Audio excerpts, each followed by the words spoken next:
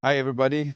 Thank you for joining this episode of the Z Education Podcast. I'm super excited today because I have somebody that I would say, if there was a true definition of a Zambian, that is our guest today. Oh, wow. And our guest today is Nosiku Situmbeko, who happens to be a GBV specialist, child protection and safeguarding expert, and all-rounded. She is a social worker under the Ministry of Community Development and Social services. it's not local government and social Local service. government is something else. That's different. Okay, my bad.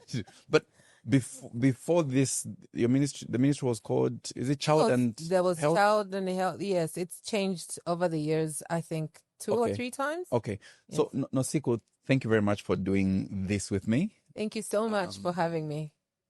Why did I pick on you, and why did I say true definition of a Zambian? Number one, before all this happened, we were talking about heels.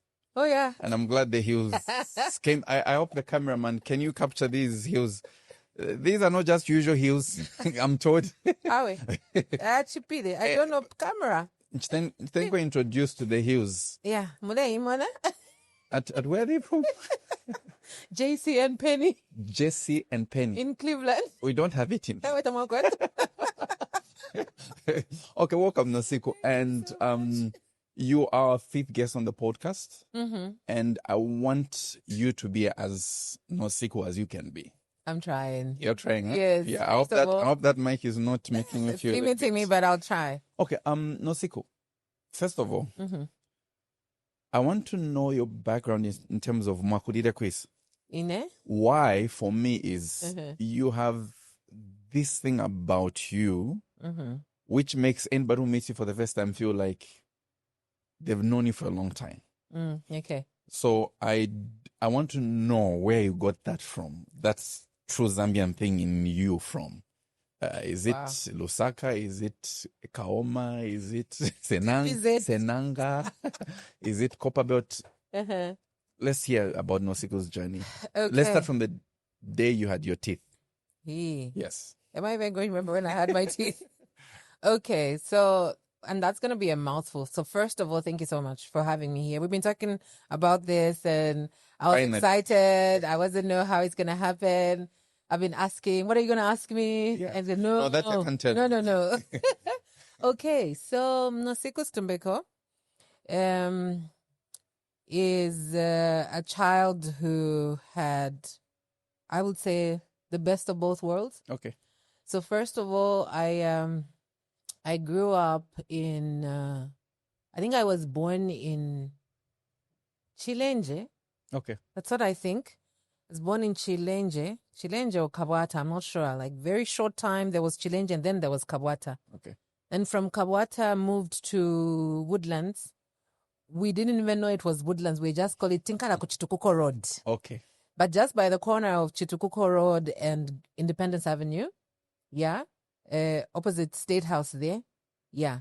So we didn't know. And then I think my mother had to go to school. And then I was taken in by my mother's young sister, who I call my mother. Okay. So I have two mothers. So the school, was it within Zambia or she left the country? I think she left the country. Okay. And then I did my nursery school at St. Paul's along Bama Road. Nursery all of here? She didn't walk all of it. It was St. Paul's Nursery School. Okay. Along Bama Road. Okay. Yeah, that's where I did my nursery school. So after that, I went to Choma to be with my mom, my young sister's mother. Okay. She's my mom, Bomabo Judy. That's what everybody calls her. Okay. So people who know me actually know that I'm Mom Judy's daughter. I see. When in fact she's my mom's young sister. Okay. Yes. So my mother and her sisters had this thing of getting each other's children. So this one is raised by this one is raised by that one. So there was nothing like that. No, we didn't have that. Okay. Because this one is closer to your mother than you are. You are sending your cousin to go. In fact, when they hear cousin, sorry, I apologize. When they take offense, we take offense. Or is it cousin? No, you get. So my brothers and sisters take offense. Okay. But yeah. So I had to go to Choma. And that's where I started my grade 1. Okay. And I realized it was not fancy when you go to a place like that to say I was at nursery school. Who am I grade 1? Chapwa, the mano. I see. And you get it. So I got to Choma. I was like, oh, I'm from St. Paul's. Necessary. Where's the quarter fair? And you can't convince them that you're not at all of fair. Necessary. That's what I was thinking. Yes, I get that. So that's what happened. So I did my grade 1 up to grade 7. First, I was grade 1 to 2 or 3. I was at St. Patrick's in Choma. Okay. And then I had a grandmother who was a head teacher there. I moved schools untraditionally. Why? Were you naughty? Of course, but that's not the reason I left. I left because my grandmother, like I woke up one day, went to school, and I would always go to the deputy head's office. Yes, my grandmother for treats or whatever. And then she was transferred. Nobody told me. So I went back home and told my mother, Kuko Sibuyo was not there today. Oh, she moved to Champagne Primary. Oh, okay. In the afternoon, I asked, Champagne Denikut. And they showed me. And that's how I went the following day. Just like that? Yes, I followed my grandmother. I was like, why are you not at St. Patrick's? Where you go, yes, I will go. Your people shall be my people. Because that naughtiness needed a defense. Yeah.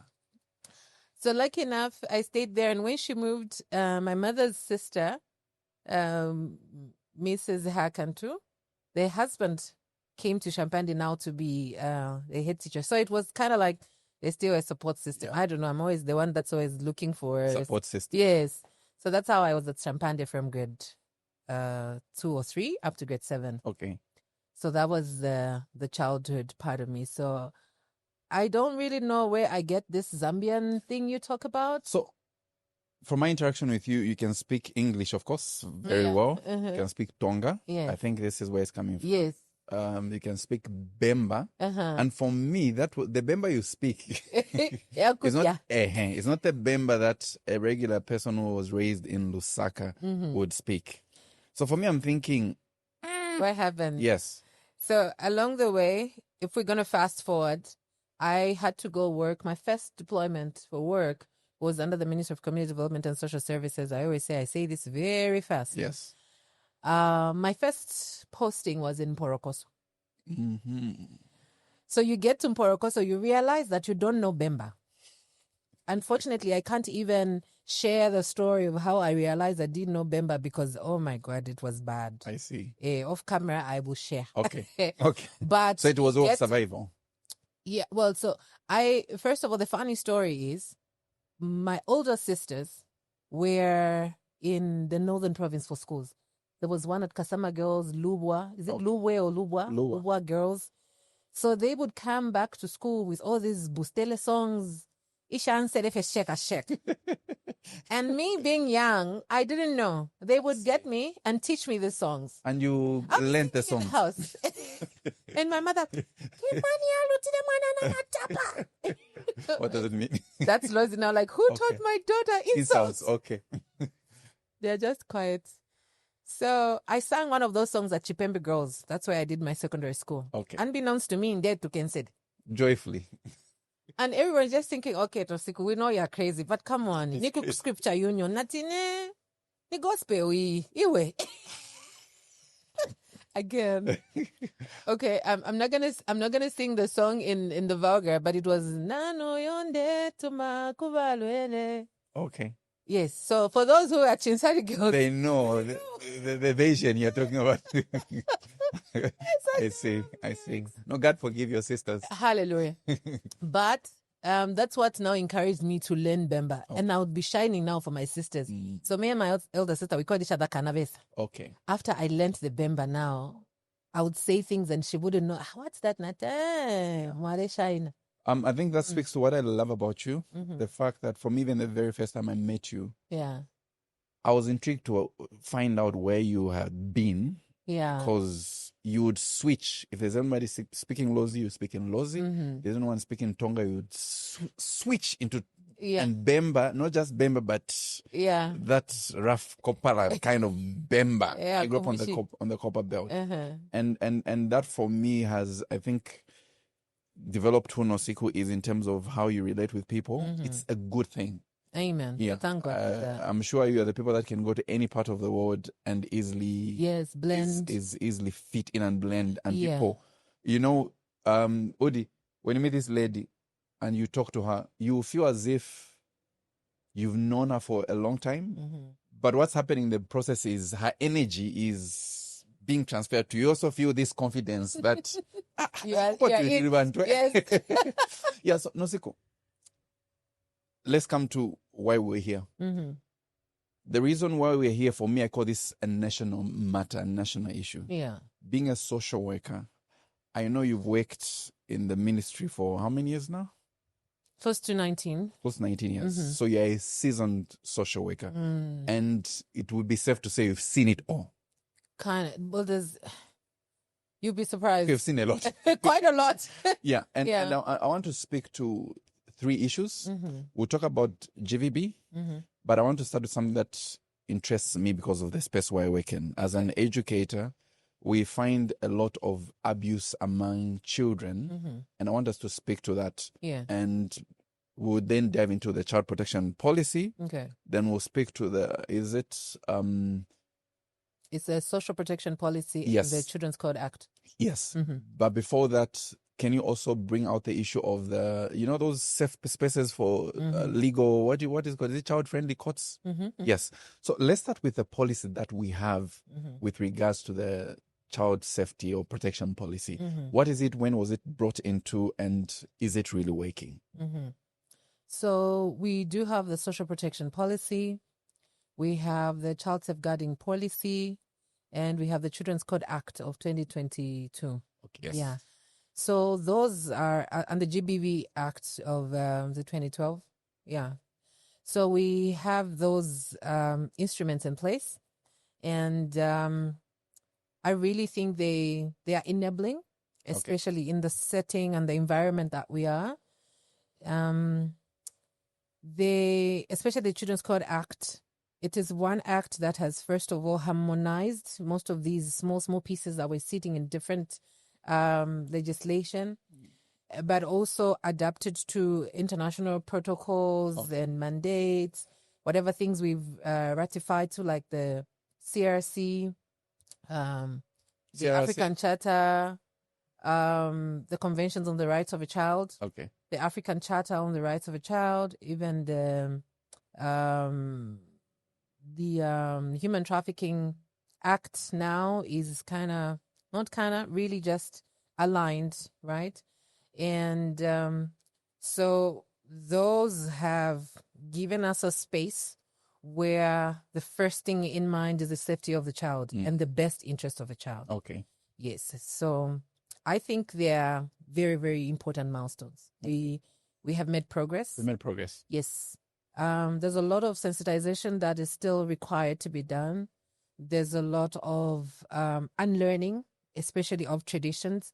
We also have what we call positive parenting, which is parenting without violence. So coming from a tradition and culture where we got beaten to a point of dying, wabuka futi, resuscitated. buka, you're not done. Just on there, what's the difference between discipline and, I don't know if it's exorcism, like there's that beating where even wondering, are these my parents? Exactly. Yeah. I mean, you get to ask yourself, am I adopted? So positive parenting and parenting without violence means that you are disciplining a child not with the intention of punishing, okay? Not with the intention of hate, because you cannot punish out bad behavior. So if you hear there's a saying from the East, I don't know if I'm saying it right, but they say mana omenya pasiku wa dindira. You know, like I'm like ala. What's the word in Lozi or Tonga? Kusima. That's in Tonga. In English. Yeah, like they get used to that. They become hardened. Becomes hardened. They know it's a routine. You beat me, I'll cry. I'll be okay. And we used to do that, if you remember. Now we shut up, derufianya, but you sign. You hear. So that's the idea. And also because we have come to learn certain new aspects of parenting, that we must be curious, okay, before blaming a child. What is causing that behavior? Where is that behavior coming from? Because there's some children who just need to be loved into good behavior. But is that not spoiling kids? No, right, no. right. Every generation believes that their generation was better than the current one. So there are parents that will say, this thing of just positive parenting, as you're calling it, is what is spoiling these kids. Us, we are where we are. Because we were beaten and we are now sober people that are making an impact. Where do we draw the line? So I think the line is very thin, even for me, if I'm being honest. Okay? Because truth be told, there's children who are used to just being beaten. But how did you begin? Because you must begin how you intend to end. That's what it is. Yeah. And I see that a lot of parents also didn't know how to parent better. For a small thing that could be a conversation, it will escalate into a beating. And we see that a lot of parents, when you look back, there are a lot of people who will tell you that I don't think my parents were happy people. But we're not in environments where you can actually tell, you're sad, eh? You're a sad parent. So there's sadistic beating. Okay. I think last week, I'm not going to mention the name of the friend because the person in question will know. Okay. So a friend of mine witnessed a beating by a church member. Yes, kuchurch kumwezi kuna so wale umomo anapana nkani pa mo. Imiumine. The kind of beating. Yes, so even the friend that called me said, kamenye de kaja, kenze kaja kachifukushi, you know what I mean? So a lot of parents let out the anger on the child. Yeah. So it's important to know, why am I beating this child? Is this really something that deserves a beating? Is this something that we can talk about? So we're not asking you, any change is difficult, but we are asking, if you're able to parent without violence, please do that. That is what we are preaching, okay? Perhaps we could also teach people what that is. Why is me, if I grew up in an environment of being beaten, the only mode of discipline that I can recognize or be inclined to is the whip. Trust me, the first time I met a friend of mine who told me that my parents never, ever laid a hand on me, I was in shock. You were shocked. So let me tell you, here's why I say probably I had the best of both worlds when I started. So my biological mother, on the other hand, was the bougie woman. Okay, my parents were there's a butler in the home, there's somebody doing your chores, there's a shani, you get what I'm saying? Levels. There's times for everything, you get what I'm saying? You're living into this huge house. And then on my mother, on the other end in Chama, we had a very small house, just the three of us, me, my other brother, and my mother. You know what I mean? We would cook, wash our clothes, stuff like that. Such that I had to relearn when I come back into this environment. When I take off my clothes, I want to wash. And then the other is, no, but I wash. Hey. Yeah. You understand. And that mother of mine never beat me. My biological mother. Congratulations. Never. I don't remember a time. My mother was sharp-tongued. Even like a squeaky voice. Like, okay. The only thing I remember she told me once was where she liked to call, boy, what's that, Charlie? The first time she said that to me, I cried. And everybody in the house laughed at me. She said, but that's mommy. That was verbal abuse. Yes, that's mommy. She speaks like that. Yeah. You know. My mother, sinks in. Exactly. So I would want to ask you this. For the beating that you got, were you happy? No. Sometimes. Do you think you would change that if you had an opportunity? Do you... Would you say, no, there are sometimes that I ask, that beating. And that's when a point of trauma we are talking about. The amount, the beating, the class. Yes. The grade of beating that I got. So there's no connection between the punishment and the crime. Yeah. They say, may the punishment fit the crime. But and this is the argument to say, the Bible says, spare a rod and spoil the child.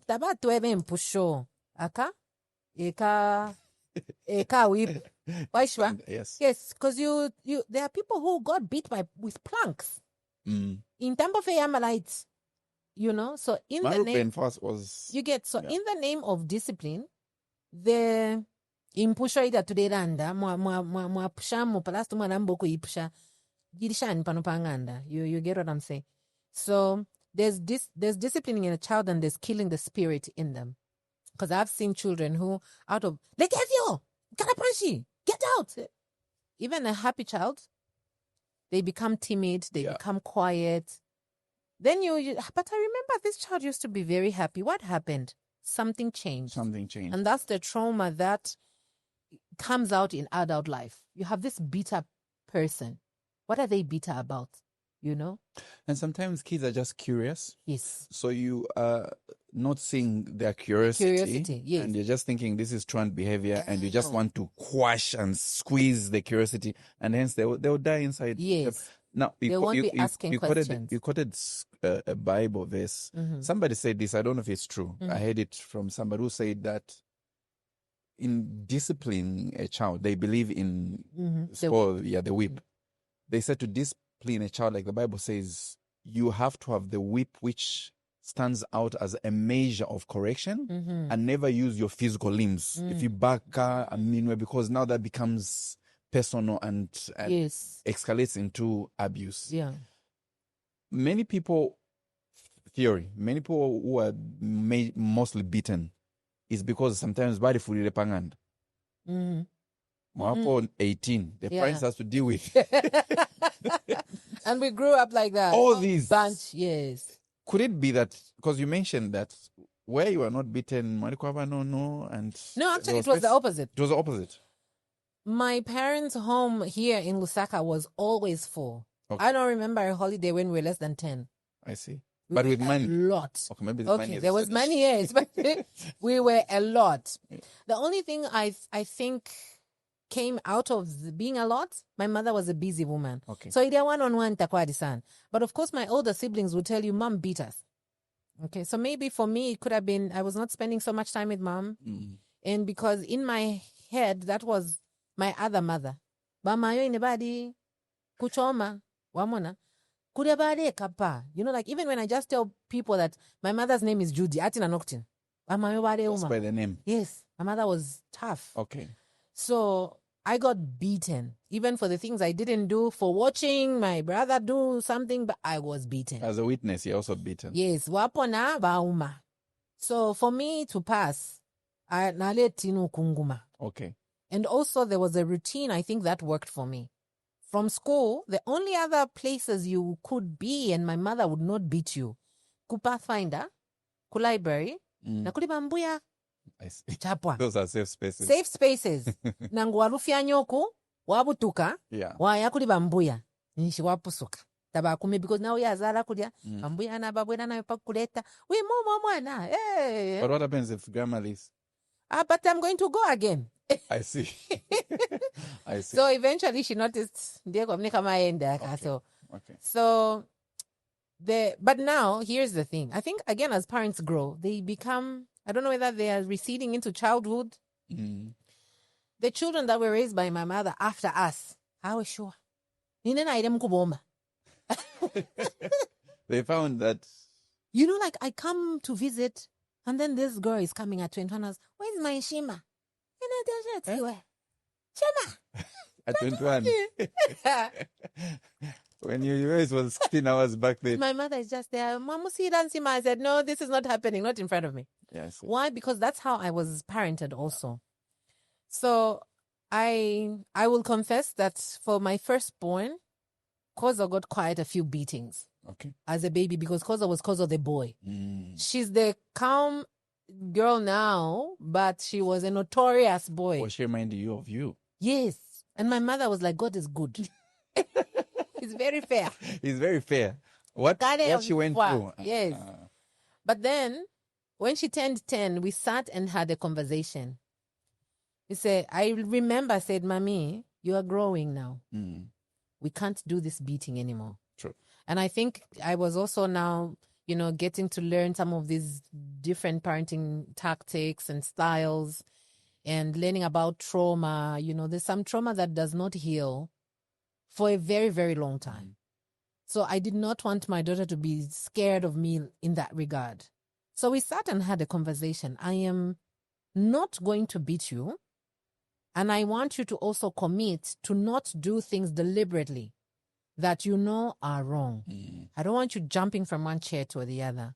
I don't want you stealing. I don't want you lying.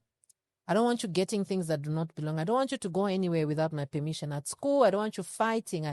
We had all these things set, you know? And I'm telling her, if you don't do these things, we are not beating each other. And I pray we don't beat each other. Okay. I don't think I have beaten my daughters since Then. I think there was a time I came close, but then I realized I was more angry about, like, I was going through a hard time, and I realized I'm gonna let my anger on my child. I'm in a bad space. So sometimes it's good to ask yourself, while I want to do this, am I frustrated about money? Am I frustrated about my marriage? Business. Am I frustrated about business, about work? Because if you yourself are having issues, ichikonko chidia is a fight you need to have with the devil or with God, I don't know. And not your kids. Not your children. Yeah. Because ekuma kudia kwa ati mwapuisha okuma mwambo kulira na imwe. You get it, eh? Yeah. Then it means something somewhere was not right. With a child, you're even shaking yourself. It means, yeah. That's a lot of anger. All right? Okay. Mwana aleka nokulia pa samba fe no. Yeah. You've raised a fine young lady, and you're doing a good job. Thank you. We thank God. Yeah, we thank God. I want to speak, Nosiku, to the issue of sexual abuse, because I know in your work journey you've worked with so many cases. Yeah. This is a national issue now. Many girls, even boys, are abused, but let's start with the girl child. Yeah. And I want you to also bring in, if you have any case you can refer to without mentioning names, so that people can know. We've had so many cases of girls being raped by fathers, grandparents, maybe even teachers, but people that they know. Can we start from who are the perpetrators of these issues? Why do they do this? Because I know you are also found in court. Why do they do this? And also, how can a parent know or look out for kids? Sometimes we keep a noniba uncle or chan, but what are the things that parents should look out for? Even if we're living as a family? Yes. What are the do's and don'ts? Can you speak to that? So I think the first question you're asking is who are the perpetrators? Yeah. So I like to say 80%, or like, let me not say percentage, I'll say more often than not, the abusers of the children are the adults. Yes. So children, by virtue of being a child, they're vulnerable. Okay? So it's almost always the adults, the same people who are entrusted with safeguarding them, the same people that bring them on this earth, the same people that are supposed to be their shield and protectors. Yeah. Unfortunately, are the abusers. So for the most part, it will be the people closest to the children. Their mothers and fathers, their uncles and aunties, their cousins, their own siblings, right? Yes. So the vulnerability of a child predisposes them to being at risk. So to answer why they do these things, it could be psychological issues, but for the most part, it's simply because the child is vulnerable and you have an adult that is taking advantage of the child. Okay. Yes, if you're a psychological when they analyze, they say, okay, they were not in the right frame of minds, whatever. But is it a card that they use to just as an excuse? It's either that, or there was satanism involved, there was some charms involved, okay? Okay. Other times, it's just an adult that is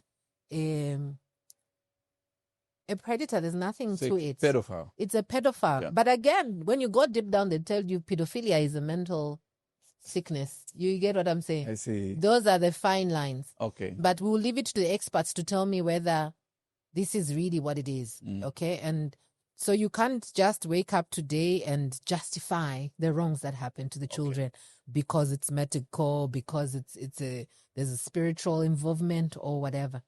So we have been faced with difficult situations sometimes where it's a sibling that has abused the other. And those are difficult places for parents to find themselves in. Like you're in between a rock and a hard place. This is your son who is 13, and they have abused your daughter who is 7. Now, those are minors. And how do you do with minor on minor? So, minor on minor, because a minor, by virtue of them being below, first of all, minor is below 16. 50, yeah. Defilement, you didn't know this was, the child was below 16 and whatnot.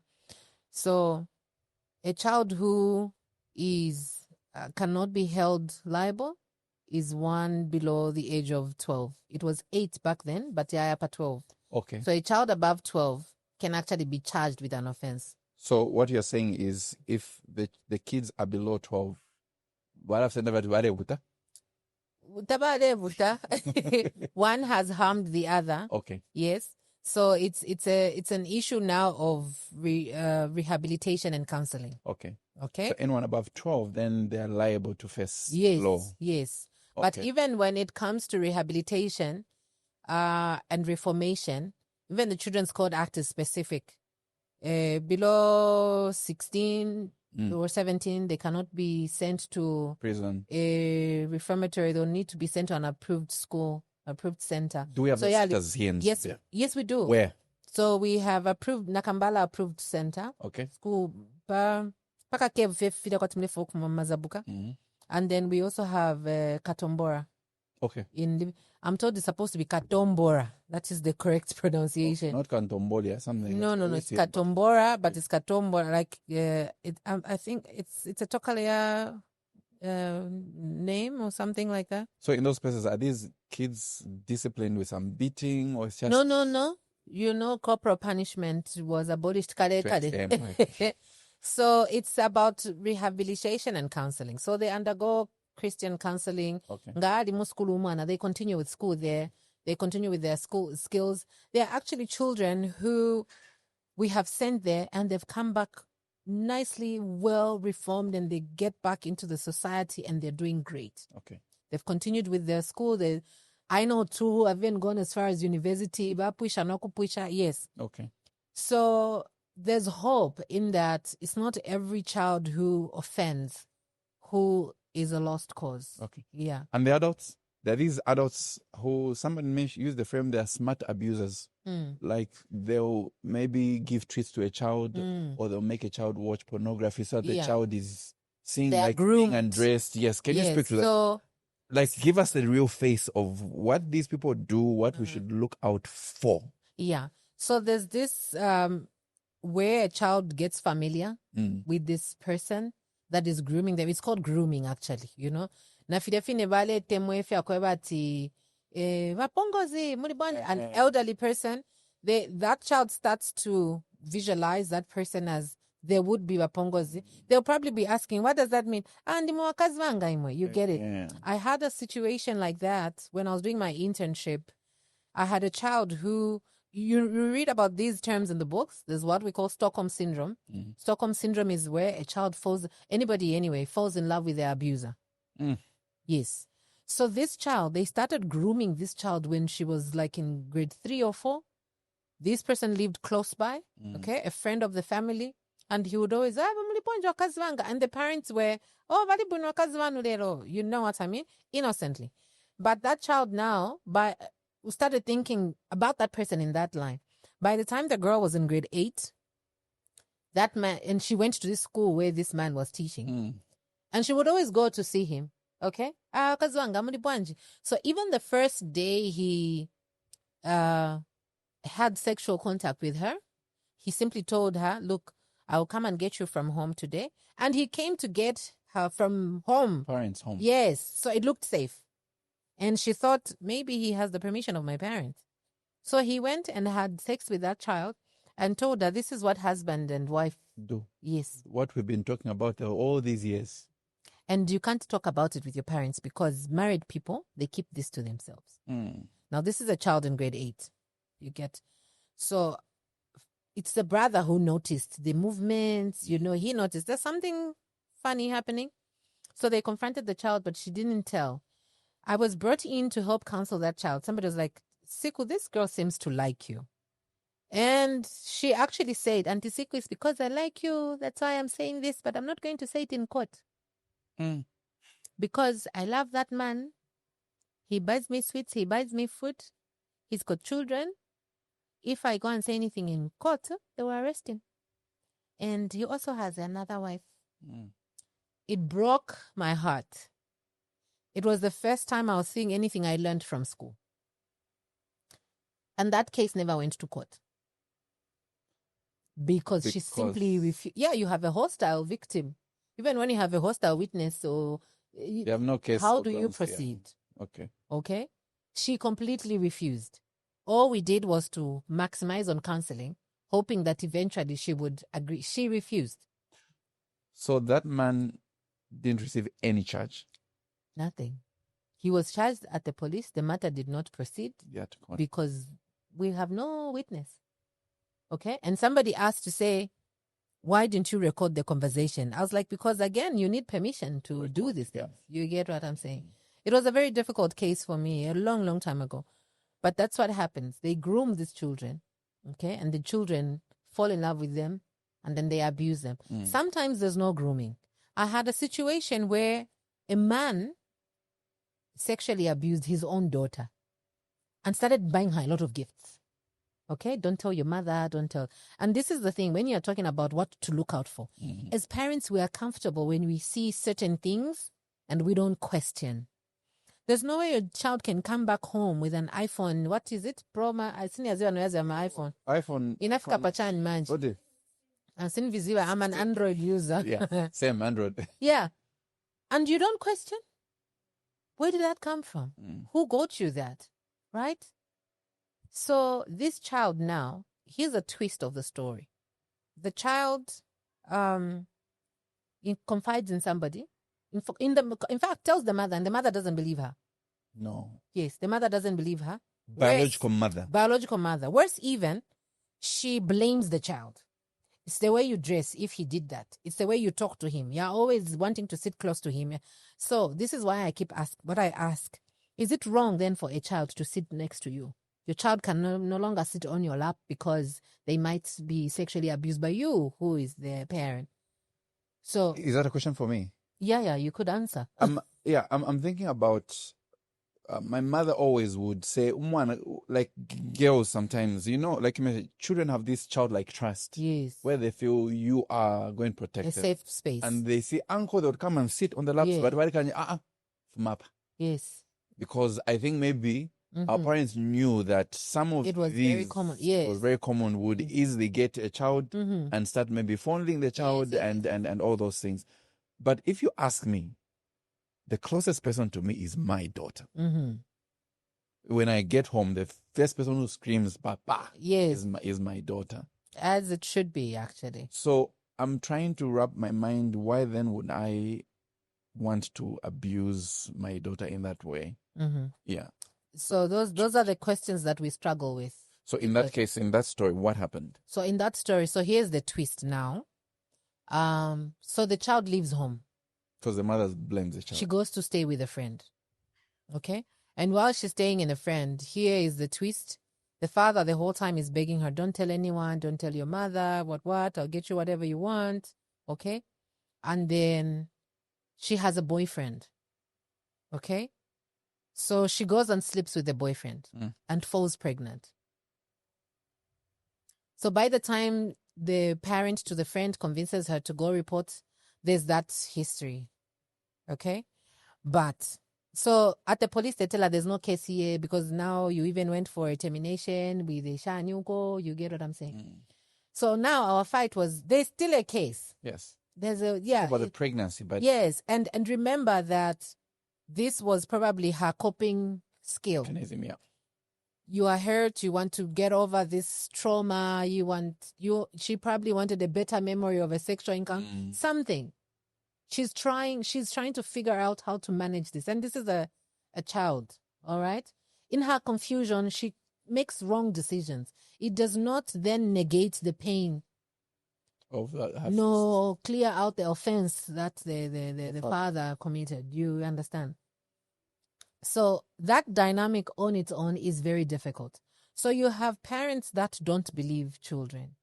You have parents that are not curious enough. observant enough, present enough, okay? You have parents who know what has happened and they sweep it under the carpet. Those are the problems that we have. I don't know if you stuck around church last week when I was sharing about the story of Tamar. Yes, the David's son, daughter, yes. Yes.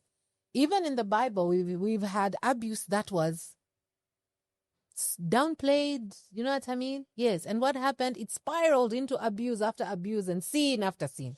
From your experience just there, is this something that we have as Zambians? Is this a societal problem even to date that we pray over this, or let's sort it as a family? Do we still have those things? A lot. And this is why we don't win cases in court. This is why, first of all, the cases do not even get to the police. It's because we have a lot of families that allow this. A lot of them. Women, for the bigger part, are the culprits. You want to save your marriage, okay? I keep talking about that case of those two women whose husband was caught abusing the child. The women went to Kawata police they station. went and bribed seeking to bribe the police to release their husband. At what point are you thinking in that line? Okay? So we have a lot of cases that do not ever see the light of day because there's a parent somewhere who didn't believe the child. There's a child somewhere who's been silenced. There's a child somewhere who's been blamed that it's your fault. You should have dressed better. You shouldn't have done anything. By the way, even if you come to... I remember being in the correctional facility, Chimbokaila, because we do these interviews sometimes when people want, when they have appealed, applying for parole and things like that. Okay. So we carry out these interviews just trying to assess if this person is ready to get back into society and whatnot. And I'm interviewing this guy who was charged with a sexual offense. I'm asking him, why did you abuse this child? I went on with the interview, but I'd already made up my mind. You ain't going nowhere. You can't tell me after 7 years in prison, you're still thinking, yeah. You hear me? So that mindset is wrong. And even if Kenze Kukukondani, she even asked for it, because then there are some girls now who are really out there. So... but they are naive. It's their naivety. Yes. But even the law protects them to say, consent from a child is immaterial. It will not be your divorce. No. You cannot go to court and say, 15-year-old, kanani konkaka, kanavula keka. Or the girl is Gucci. Nothing. I grew up a baby elephant, my mother used to call me. I was a chima fat thing. And I think also, like you say, our mothers were very conscious and very alert. Because I was born that way, I had nyash that was too big for a child.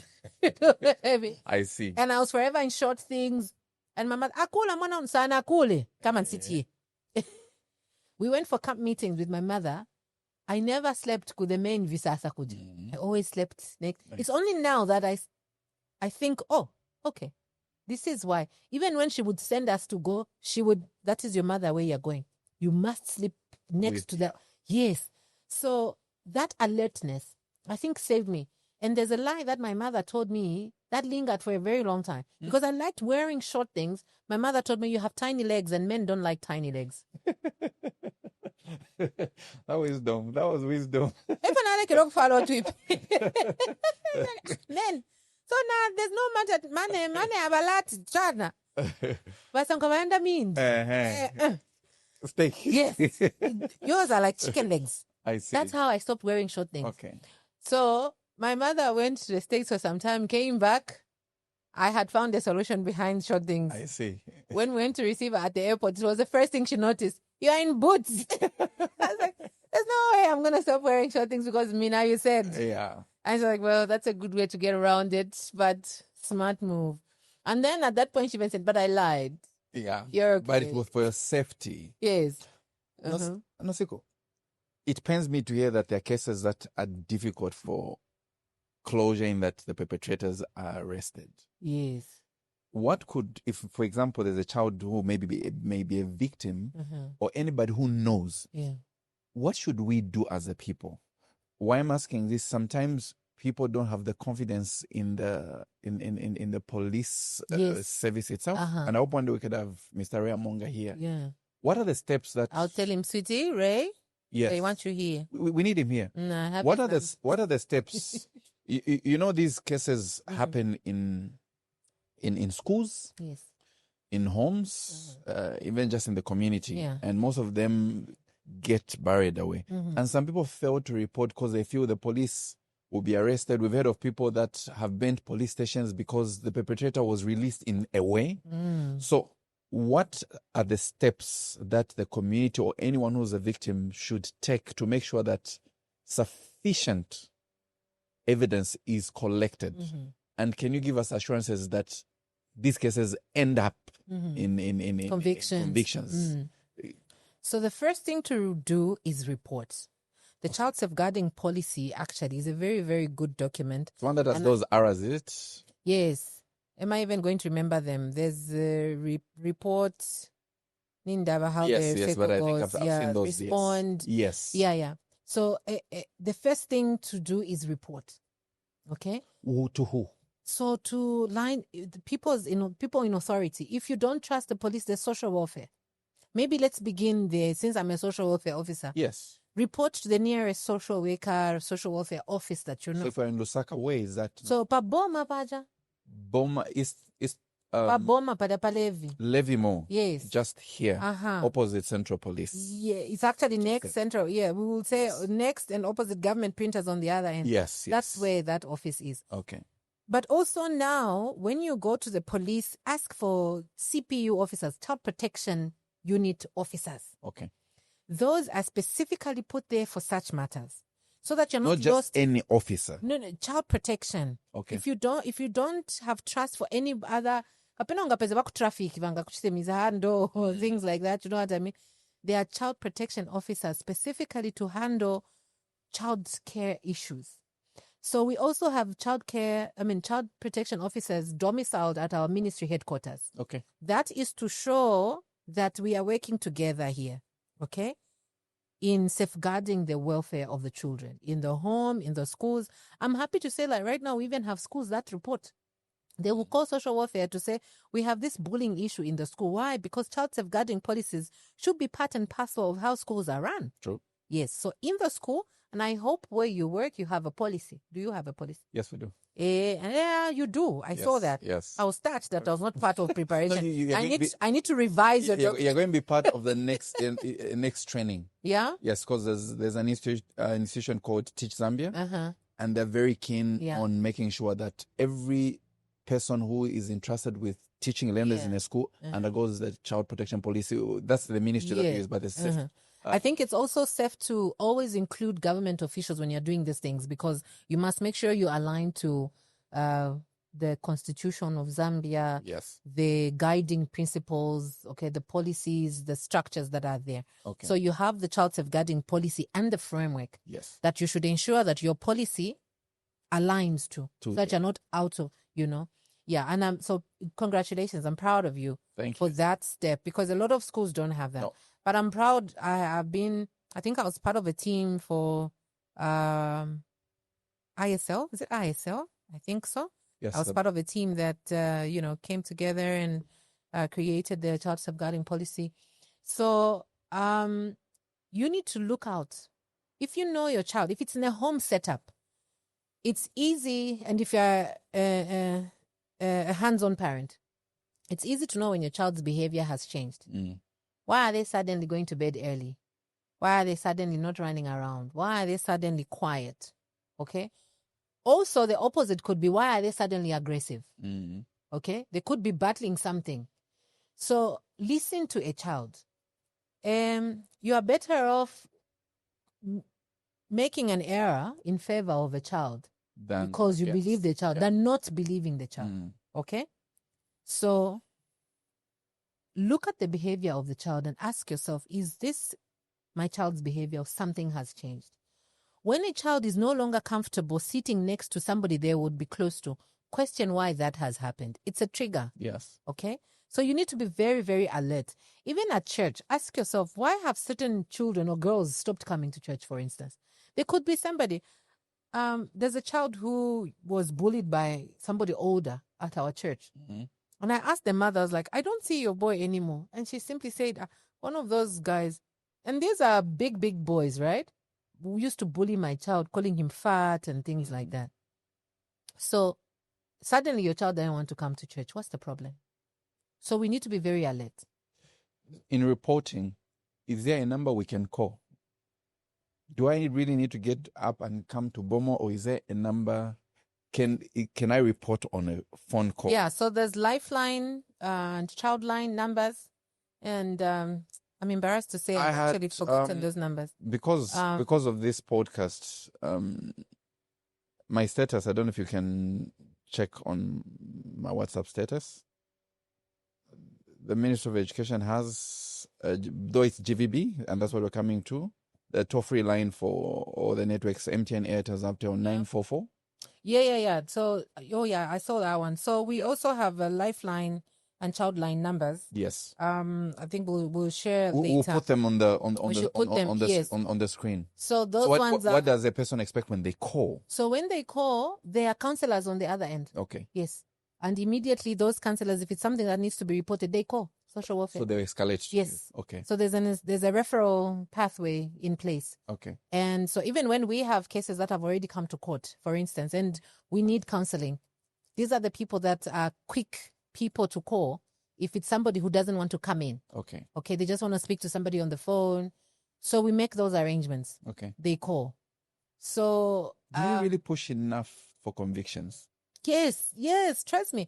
So NPA even has a GBV child protection wing specifically to look at these issues. Okay. When those matters are forwarded to NPA, they come through, pick those ones that are supposed to be dealt with by those specific specialists. Okay. So even the state advocates that you have are seasoned in prosecuting these matters. Okay. Yes. Even when we are going to say we have lost this one, there's something.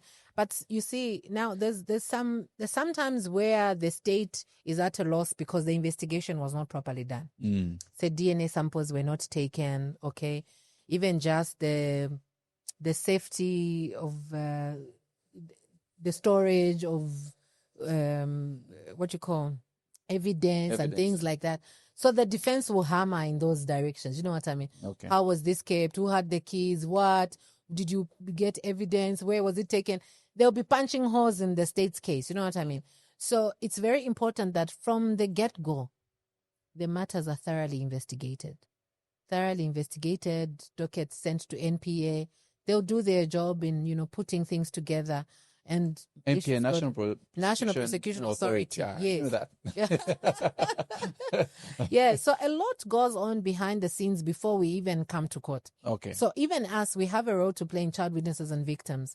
Okay. So we have to prepare the children before they get to court. Mm-hmm. Prepare them because court is very intimidating. And that's what I want to say. Which court do these kids go to? Just me as an adult being in a police station is not really, it's not a place I want to be. Yes. Let alone court. The last time I was in court, I went for fast track. One of the most horrible days because I don't belong here. Yes. Where do we have spaces where these kids are heard, or I have to go into the same court like any other person? So the Family and Children's Division was separated by an act of parliament, actually separated from the main generalist. Okay. It's separate now. Okay. You have specific judges that sit to hear these matters. So that one is headed by Judge Mambachanda. Okay. So she's in charge of overseeing all those matters that come that side. So your child offenders go into specific courts, not Kubakulu. So we have how many judges now? We have Judge Member, we have Judge T.S. Musonda, Judge T. Malama, we have Judge Ba Matandala, and Judge in Charge. Yes, we also had Judge Mulife, but he's since been promoted. Okay. So we have those that manage, and that's where I'm attached. Okay. But yeah, so in reporting to the judge in charge, of course, but at least seeing that there's cases there handled and whatever. I sit in each and every session Of those. That's this. Yeah. So right now we are just concluding the August session for the child offenders.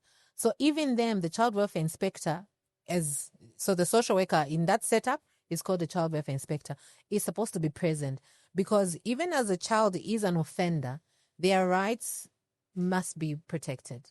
Okay?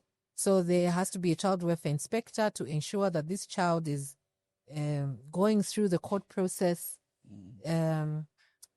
freely, okay, void of abuse and whatnot. Okay. The child witnesses, we prepare them.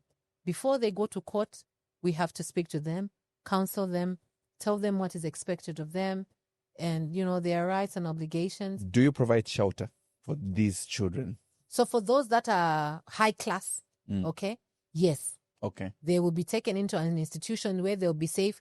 They will be brought from that institution to court and back, okay, until that matter is concluded and we know that now this child is safe. They're not safe in that environment. We make arrangements to take that child to another.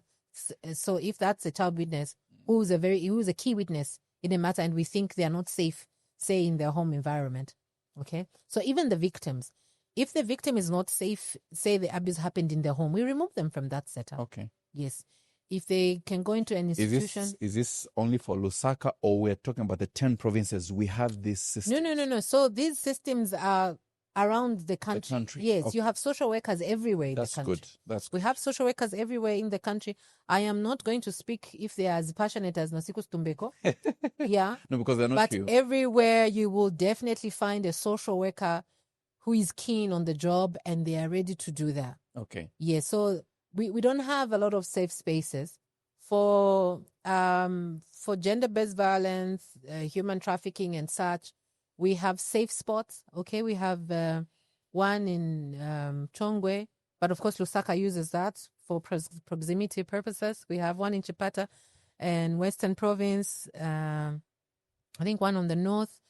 But most of the childcare facilities that we have in Zambia are run by private institutions, but overseen in a way by the government, because then we even have a WhatsApp chat where they're expected to report weekly and monthly. We do rapid assessments. We go check what's going on and things like that. Yes. Okay. So we monitor those activities in those childcare facilities. YWCA also has safe house. Yes. In fact, for most of the key witnesses or GBV cases, that is where we take them. So they're admitted in that place and they are brought. So we have earmarked certain institutions that are childcare facilities, but that we know are safe, where we would take some of these children and then they come to court when they need to come to court. They have a social welfare officer by their side to carry them through this process. Even the families are counseled through this whole process. So the child preparation for court happens with the parents. Okay. And the child can't give testimony in court without the child welfare inspector, without the parent there. Okay. That is just to ensure that the child feels safe and comfortable to give their witness so that they're not threatened. We have situations where we have a matter in court, but defense, but the whole time. You know what I mean? Yeah. Yes, it's at that point where you say, my lord, may counsel bear in mind that we have a child witness. Yeah. They are only a witness. Mm-hmm. You hear what I'm there? Only here to help the court. Okay. So really, they should not be intimidated. They should not be looked down upon. They should. So that's where a child welfare inspector is important to be there to help them through the process. Okay. During the court process, even after the court process. Yeah. Maybe probably the last question on justice, but before we wrap up, let me give you a situation. Okay.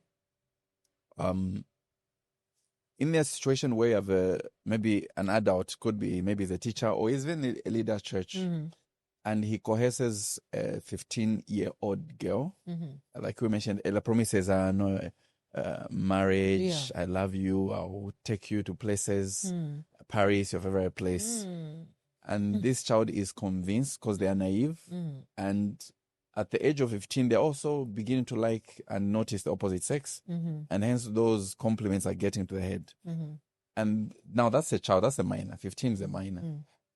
And this person doesn't go as far as having sexual relations with the child, but they kiss the child on several occasions. And maybe this child, 6 months or maybe 2 months later, they've been struggling with this. And like you mentioned, most of these people will tell a child, don't tell anybody. Yeah. I might lose my family. I might get arrested. But the child, through the guilt, voice out and simply say, look, I was going out with that leader. Okay? Could be a teacher. I was going out with that teacher. Is there any evidence that can be used in that way to have that person taken away or arrested or cautioned? How would you handle such a case? I wish Monday was here. Monday, how do we handle this at NPA? Who's Monday? She's a state advocate. Oh, Monday is a state. So Monday from NPA and honestly, yeah, Mr. Ray Amunga should have been here because I'm trying to really think about, because some cases don't end in sex. Yes. So it's still sexual assault. Exactly. You know that even looking at me and I start to feel uncomfortable. So I'm keeping a level eye. Yes. Even looking at somebody to a point where they feel uncomfortable, it's assault. Even the it's sexual. Comments. Is it indecent assault? I think so. I need to check what the books of the law say. But so yeah. Monday needs to be here. She needs to be here and she will propound these issues. I'm proud of this girl. Yeah, she's like... Because these are things that happen. Let me speak. I'm a teacher. Yeah. And these are some of the things that happen in in some spaces. And because maybe we're just fixated on saying that, no, it ended in sex. Yeah, but because you remember, so there's indecent assault, okay? There's also attempted rape. So even if you did not actually rape someone, have sex with them, but you attempted. Attempted, yes. It is an offense. So even looking at someone or touching someone, tapping their bum or anything. So does that become a civil case or does it become a criminal? It's a criminal case. Are you sure? It's a criminal case. Okay. Yes. I think it's the CPCI, Monday. It should be. So meaning report to the police? You report to the police. So here's the thing now. I think evidence-wise, where somebody touched you or they kissed you and then there's no evidence of that. There was no witness? That's the problem. I mean, you are your own witness, okay? So it's your word against theirs. I would think that might be difficult to win, okay? Unless you have like text messages, for instance, that prove that actually happened. Then you might have a case. Okay. Yes. I don't want to speak so much on how NPA will then decide this is a case. Yes. You know what I mean?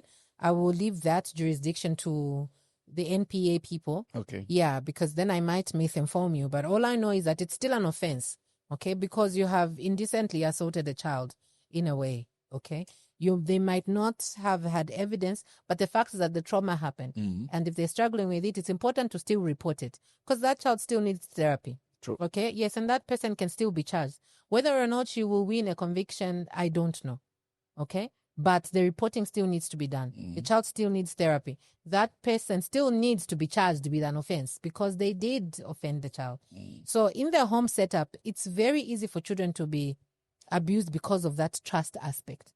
Children are very trusting. Some of them are very naive.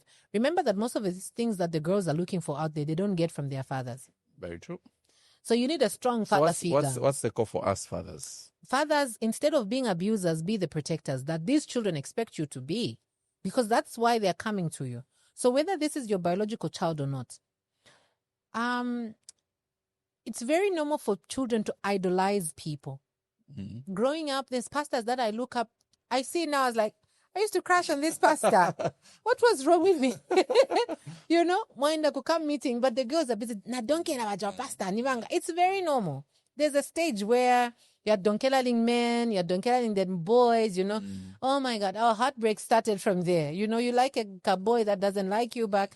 It's a stage. Yes, it's part of growth. It's part of growing up, okay?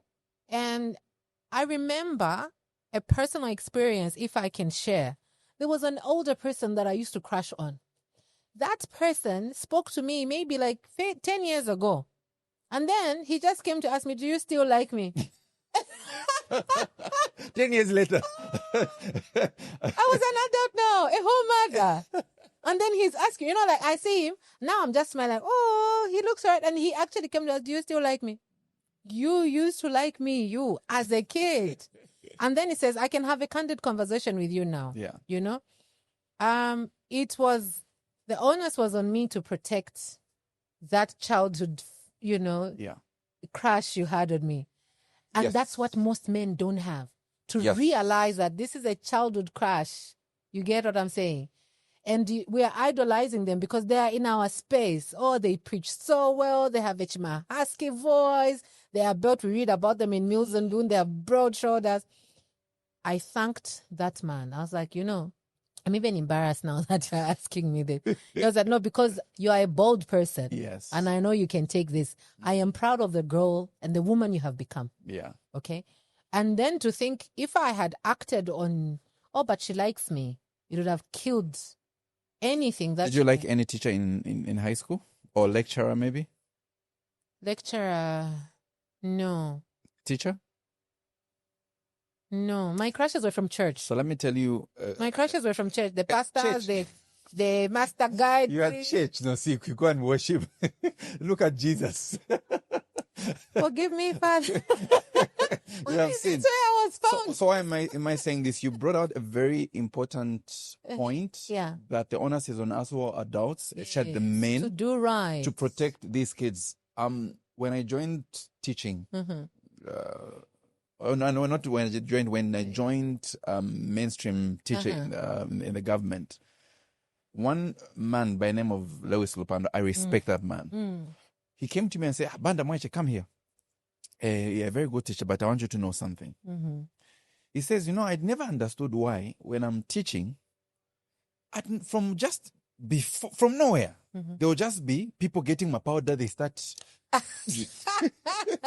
freshening up. So one day it caught my attention. Yeah. That, why does this happen? Then the boy said, Mr. Banda is about to come in the next period. Oh, no. Exactly. So he told me to say, he had been teaching for a long time. He says, if ever any child approaches you and offers you even a relationship, Mwaiche Wandi, don't. Yeah. And I respected that man because he was a brother's keeper. Yes. And this goes to all the young male teachers who are joining profession. You find that sometimes these girls, like you're mentioning, they can idolize you. Maybe this is the first time they're seeing a man in authority in class. And they may develop and will develop some develop traits. Yeah.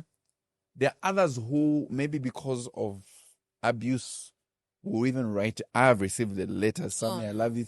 This is the reason that I come to school. When I got married, she was heartbroken. She wrote me a letter and said, "Oh, poor thing." Exactly. And I remember that man because these girls are vulnerable. They don't know. Yes. But trust me, there are some men who will take advantage. And I know a lot of my friends that got married to the teachers. And here's the thing. So for me, in primary school, we had a teacher, Mr. Chisoa. Thank you very much. You're a good man. Okay. This man simply said, he taught the girls in the class. He chased all the my boys at Champande Primary School and said, I want to teach you something that you need as you grow up as girls. If you fact kama muna kaba kukukambisa muli pwanje nilibwino pamne wa emirira uzu ya sira manga penze ngombe. Mujilege. Nagabola gasangwa kala kwamba look them in the eye. Yeah. Ask them why they want you. Yes, I can assure you, there's no boy who has confidence to answer back when you're looking them in the eye and tell them, first of all, you are young. Do you have a house? Are you going to feed me? If I fall pregnant, where are you taking me? That is the confidence I started with. Like, I have never done that. Only with one. And if he's watching this, he'll know that I'm lying because there was like a boy I couldn't talk to. I see. It was just on the phone. How are you? Even if I see him in the school, as long as I've seen him, I'm happy. The phone now. How are you? I'm fine. I saw you at school today. Oh, even me, I saw you. That was it.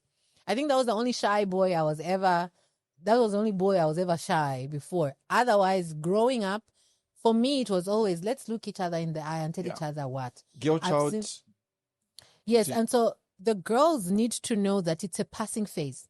Should they write these notes to the teachers? They should not write these notes to the teachers. Thank you. They are better off finding, so I'm talking to the girls now. Yeah. It's normal to have a crush on a person of authority in your life, be it in school, at church, wherever you go. But just remind yourself that, first of all, you are a child. You have no business falling in love with this person. They probably have a life of their own out there. They will only take you for granted, take advantage of you, and abuse you. It's all right to feel these crushes. I went through them myself, but we never acted upon them. And we didn't have the one crush that I had, thank God, was mature enough to say, this is just a child, it will pass. It will pass. Trust me, when you grow up and you look at these people that you're crushing on, you are going to think you were mad. Well, men are not that bad. They're still handsome in all seasons. But Monty, that crush you have, 10 years from now, you're going to be looking at, was I mad?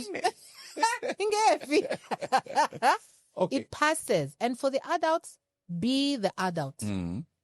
Be the safe space this child is looking for. Do not be the abuser. Please do not ride on their vulnerability and their innocence. Safeguard and protect that innocence. They will need it as they grow. Nosiku, do boys get abused? Have you dealt with cases where a boy was abused? Yes. Can you give us one? We had a very bad situation. Again, it happened in the family. A boy was sodomized by the uncle.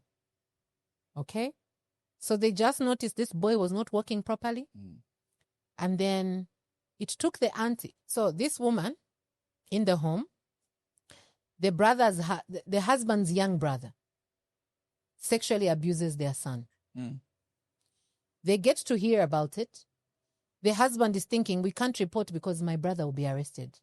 Shame. The wife is also thinking she can't go against the husband because the marriage will end. There's no one there looking at the plight of the child. The child, yes. It took an aunt in the setup who reported the matter to say, please, can you convince my sister this needs to be reported? Worst case scenario, unfortunately, this child got infected with HIV. So the first thought that the man had was protecting the brother. Shame. The second thought the wife had was protecting the marriage. No one was speaking for the child. And this is where us, people in authority, the social workers, the police, the teachers, okay, the pastors, we come into the picture to speak for the child. A difficult situation that it was because, first of all, now the child has got to go to the hospital. The anal area is messed up. It happened several times. You hear me? So it was a very, very sad. I think another officer took up that case. I need to find out what happened. But we have had such cases. We have also had cases where children are abused in schools. Girls are groomed into lesbianism. Okay? Yes. And boys are groomed into gayism. So what abuse they suffer, they in turn abuse other children. Abusers. They perpetrate, yes. So that is the challenge that we have. So even for you people who have children in secondary schools, in boarding schools, find out how school is going. Okay? Is there anyone? I had to have a candid conversation with my daughter because I heard that at the school there was a lot of lesbianism. I asked her, has anyone spoken to you about this? And they said, she's quiet. I said, no, there was a girl, the cousin. There's that girl over there. We know that she likes Koza very much. We have told her. I just called the girl. Hello? Sakun, let us have a chat. This that you are having, no. I will swallow. Not without my daughter. There's a movie Not without my daughter. That one was running away from an abusive marriage. Yes. You must run away with your children. Yes, but so let's be very firm. Let's be very firm as parents. If you hear it is happening, talk to your children about it so that another person does not give them a twisted idea of what it is. Because when they're initiating them, they're not telling them the truth about this. Maybe they're even bullying them into it. You hear? So it's better they hear it from you, the parent. Be the first line of information. Yeah. If it's sex talk, have it at home. If it's about boyfriend relationships, have it. Please have this. I know they are difficult, but they are important to be had. Okay? Have these conversations. I know they are difficult. There's taboos around them, but I'll share with you one of those pop-ups that I made. I said, our abusers and child molesters are not waiting for our children to grow. No. While we are waiting to have these conversations, they're acting. The abusers are acting now. They're taking advantage of that innocence that we are trying to preserve. So unfortunately, child-friendly language, we must have these conversations. This is what it means to have a boyfriend. This is what you might fall pregnant, you might have a disease, you might have a heartbreak that will take you into depression, you might now be suicidal. It's a whole line of things. Okay, we have heard about teen relationships that have ended into suicide. It's because they are not maturely ready to deal with a heartbreak. right now, in a heartbreak, but yeah, guys, vasira. Yeah. We'll eat and we'll be merry. That's next. But for children, they will cry. Well, there are actually adults still who struggle. You know what I mean? Like the world revolves around that. Yes. So it's and this is why the domestic violence doesn't end. It's because we build our lives around these people. And the thought of leaving a marriage is just defeating. The thought of leaving your abuser is defeating. But bear in mind that there's a whole human being in you that needs to thrive. Mm-hmm. And you can't thrive if every time you are scared to say anything, you're tiptoeing around your husband or your wife's emotions. And by the way, there are a lot of men that are abused, but they are quiet about it. Do you know why? Why? Let me ask you, are they man? Gentlemen. Where baba abused? Yeah, what is, maybe for you, if I might ask, you are a man, could you share? Yeah, I'm just thinking that one of the most important things about a man is their pride. Yeah, the ego. The ego, it's who you are, a man.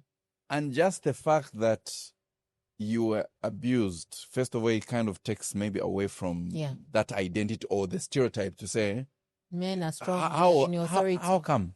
You get it, huh? It could be physical or verbal or even sexual. So it's easy. I think it's difficult for us men to really cry for help, to simply say, look, this is where I am. And because we're raised in a certain way. Yeah. And the nature of us men, we don't really share our businesses. The same way, trust me, the same way men don't like sleeping next to each other. We love cuddles. Yeah. At this age. Ladies love cuddles. If there's a heartbreak, they'll go and at least cry on somebody. We have what we call with Bubu, and we have what we call intervention. Exactly. We just call each other, there's intervention, guys. And they'll be asking, what are we buying? Ice cream, cake. Yeah. Men will simply say, fila chitikana imwe. Fsanga ume. You get it, huh? So I think that's one of the biggest challenges. And also maybe because we are just maybe not raised to simply say, look, it's okay to not seek be help. Okay.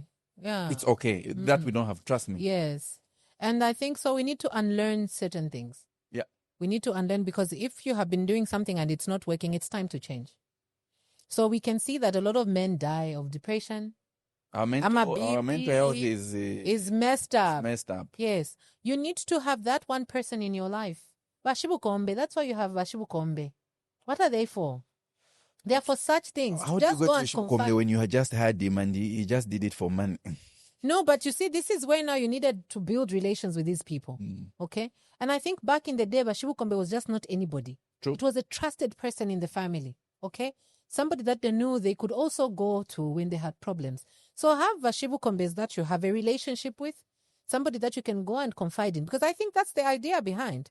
Confide in them, because if you're not able to speak to them when you have challenges, because those challenges sometimes may emanate from your marriage, from your workspace, okay, then what are we doing? We can't have a Shibukombe who is a rubber stamp. They should serve a purpose. Yep. So let's have people that are trusted, that you can speak to, okay, that you can confide in. And sometimes a lot of issues are solved by simply speaking, to just let it off your chest. But sometimes the people that you tell become broadcasters. And this is why we are emphasizing trusted people. Okay. Me, the only thing you're not going to come to me is mulomo. Mulomo na la kushinina. But when you come to me with a personal issue, confidentiality is very key. I respect your space. I respect you coming to me. What I will not respect is you coming. Washat badabenda na badia. Nkabe pchaimo wa mnenda na makashi baben. Muneke. Nadiumfwa. I wrote it's not the first time. So Nosiku, we are wrapping up. Okay. You made a presentation on gender-based violence, which you've also spoken to, and I remember you saying end it now. That's actually an Adventist theme for this quote, I think. Said end it now. What can we do as a people to end it now? You be the change. How? You be the one that does not abuse the children. You be the one that reports these cases. You be the safe space for these children. You be an activist. Mm. You will have done so much. If at least there's 1 or 2 children that can come to you, Andrew, and say, Uncle Andrew, I have this problem. Yeah. And you know where to take this child. You have made a difference. Mm. If you are the one person who a child can come to and sit on your lap there without us worrying you're going to rape that child, you will have made a huge difference. Mm. If you are the parent who's not going to raise an abuser, and by that we want to say, do your best, so that you look back and say, but I did my best, and let God do the rest. If a child agomena zanga, it should not be an issue where I could have, should have done. You hear? Mm. Check your boxes. I did that this. At this point. And sometimes I tell my daughter this. I say, my baby, I have tried my best to show you the way. If, God forbid, you stray, it's on you. Pontius Pilate shall wash my hands and say, God, your child. Mm. Why? Because I have showed you this is the right way, this is the wrong way. I have not hidden my vulnerabilities. My daughter and I have cried through, I've gone through divorce. Yes. I have told my daughter, I am not okay today. I am broken, my baby. I can't even handle your problem today. And she'll be the one to sit next to me and, Mommy, you're going to be okay. Mm. So I have also shown her the vulnerability that sometimes life will crush you. True. You get? And then I've also shown her, I'm like, we got money. Today we're going to blow it, my baby. What do you want to do? Let's go shopping. Let's go for a movie. Let's go. And then I'm telling her, Zikasira is my erotica diaka painter. Don't come and complain. We are together in this. And my daughter even known. The funny thing is now she even tells the brothers to say, Mommy has taken us out. Tomorrow we'll be eating porridge. I see. But so enjoy. Yeah. So the thing is, be the story to your children. Children watch more than they listen. Okay? There's something I started doing very recently, telling my children, asking them how their day was. So we sit before we have devotion, and I'm asking each and every one of them, how was your day? And sometimes it's from such things that your children will tell you something bad that happened or something good that happened. And then you're asking them, what did you want to do different today? Today I didn't carry my jersey, so I was very cold. So next time I'll take it. Guess what happened 2 days ago? Tapelo, who you commonly call MJ, came to sit by my bedside. Hi, Mommy. You didn't tell me yesterday. How was your day? You skipped a day. Now, because such things make me cry, you know. How was my day? Yes, you didn't tell us. So now I have to recount. This is what happened. Oh, how many children were at court today? And I have to recount. Oh, yeah? Did you feel bad? Because now I'm showing them it's okay to show emotion. If you were unhappy, say you were unhappy. If it made you happy, share. If it made another friend sad, what did you do about it? So that is how you inculcate certain values in children. Yeah. To be each other's keeper. True. Okay? But also to be able to say, today I'm not happy. Okay? Today I'm sad about this. That's not what we have. We don't have that in the boys. Everything is about don't cry. We da-di-da. Yeah, shani. You know what I mean? My son had an injury, and I asked him, what was your first thought that came? He hurt himself, and I was not there. And he said, I missed you. Why? Because Daddy was telling me not to cry. But I wanted to cry. You get what I'm saying? So he's thinking, in this moment, I want to cry. You get what I'm saying? So already I'm telling them it's okay to cry. Okay. The strength comes when you have dealt with the pain. Then now can we be strong enough to go, through the pain and live through it? It's okay for men and men out there. It's okay to not be okay. It's okay to even admit to your wife. Say now, papa no. I'm having a hard time. Because you want to pretend you're okay. So even your wife she just keeps demanding. Yeah. Today, until you sit them down maybe one day and say, Mona boy, Naikosa, this is what it is. If you have an understanding wife, they will actually support you. Okay? But because you are always this macho person, you don't say dalama, you don't say you are fit. Yeah, so you're giving this picture to your wife that you are you are strong throughout. Let them into your vulnerable space. Okay. To say, I'm not okay today. And we really don't have money right now. I don't even know what we're going to do. Let's pray about this. Okay. Yeah. Talking about kids as we wrap up, 3 weeks or 4 weeks ago, we were talking about how it's important to make sure that our kids are reading. Oh, yeah. And you sent me a picture of your boy reading. So I brought you this book, by the way. Oh, wow. I brought this book so that you could give it to him. I'm sure he'll like to read that. Then there is another one there. And I think they were almost stealing. It was in your car? Exactly. They were already asking, Mommy, Yes. can we ask for this? I'm like, Yes. So guys. I was telling Woody to say, they are gifts to our kids. But they already got them. Before Wow. Yeah, so you can even have that. Thank you that so much. one. But the mic is in my way. Please pass it. The nativity of the story of the baby Jesus. Oh, this Yeah. is nice. So we've been reading Bible stories Okay. this week. Yeah, we grew up on those. Yes. So they are kind of hyped up now. It's like summarized, right? So I've challenged them to read 2 stories a day. Yeah. So the Bible, so the devotion in the evenings, we're not reading from the Bible. Okay. They have to tell us the story, and I have to tell them where it comes from, like which Bible verse. Yes, yeah. Yeah. So that's been very interesting. Yes. So yesterday they were arguing with each other. No, that's not the story of David. I like that. Let's argue. Like, we'll sit it out. You tell us. Oh, sorry. You tell us where it comes from. So I think it's interesting when you give the children a challenge. They rise to the occasion. So it's important to have children read. Yeah, very. Literacy levels are going down for me. This space. We have an expert in literacy who's coming later. Whatever you do, make sure that your kids are reading tons and tons of books. It improves their retention, their comprehension, even confidence-wise.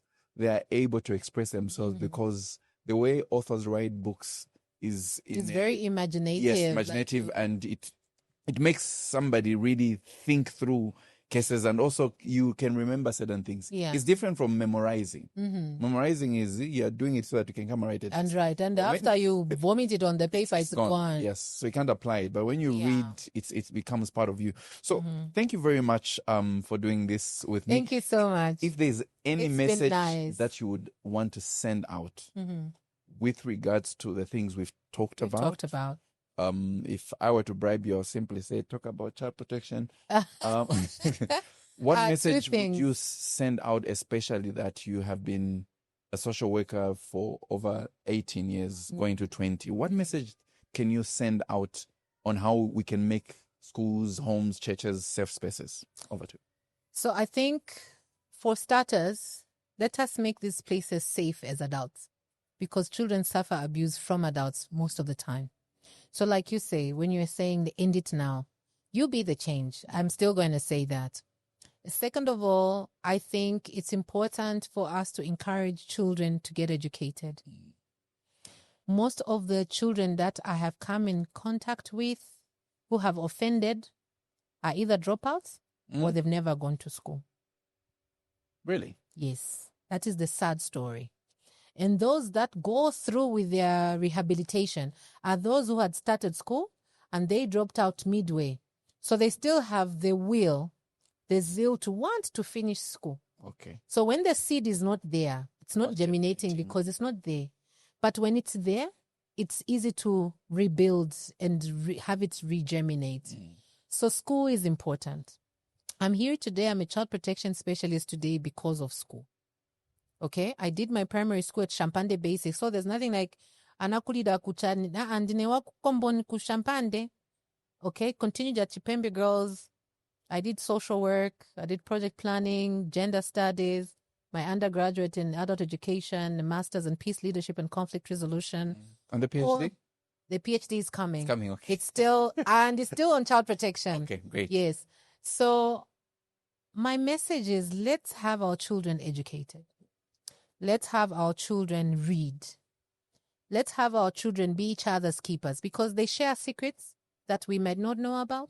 So when they are each other's keepers, they will also have a keeper somewhere who's a trusted person. If we are not that to our children, we are doomed. So we are parents. We've been given a responsibility to raise these children. Let's raise them in a safe environment. If you want to report an offense, an abuse, I'm there. Please come to the Department of Social Welfare and report. Look for Nosiku. Nosiku Situmbeko. I'm also found at Home Affairs, second floor, room 4. It's even written All Affair Officer. I work with very crazy people. That's what they put in there. All Affair Officer. Yes. So report these abuses, even if you can be a neighbor, a churchmate, a workmate. And sometimes even the grown-ups are not reporting their own. You know that your friend gets beaten all the time by the husband, you're quiet. You know that your friend is abusive to the husband, but you're quiet. So let's report these cases, regardless. If it's a child protection issue, it's a GBV issue, please, let's report and stay safe. Don't forget to pray. Thank you very much.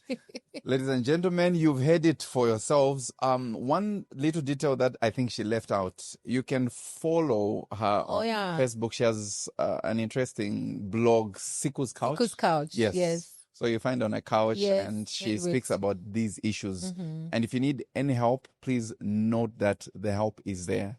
So the police, there is the child protection units that you find in there, or the social workers like herself who are willing to push these matters to a point where convictions are attained. So thank you very much, and hope to see you again next time on the Z Education Podcast. Thank you for having me. Go, do you have a question? Not push on twice, was when Thank you. oh.